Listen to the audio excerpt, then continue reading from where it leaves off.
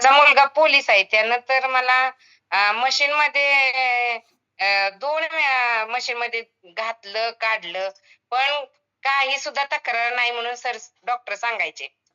मग आता गोळी तर बंद नाही, तक्रार तर काही नाही. शरीर तर साथ देईना. उठल्याला बसायला येईना, बसल्याला उठायला येईना. झोपून शरीर नुसतं हे झालं. असलं जीवन जगण्यापेक्षा न जगलेलं बरं असं वाटतं मनात यायचं.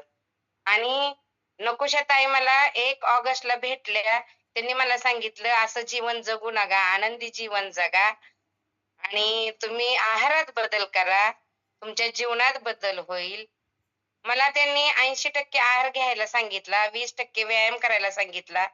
जसं ताईंनी सांगितलं तसं मी आहारात बदल केला आणि माझ्या super coach Mane sir, Mane madam यांच्या मार्गदर्शनाखाली मी फ्यूलमध्ये वाढीव जास्तीचं घ्यायला लागले आणि इतका माझ्यात बदल झाला, की असा बदल कुठंच नाही. एम-डी डॉक्टरांच्याकडे माझे 2-2 डॉक्टर झाले, तरी मला बदल झाला नाही.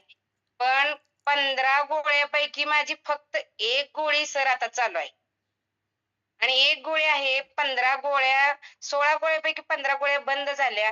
1 गोळी फक्त बीपीची आणि बीपी हा माझा आता नॉर्मल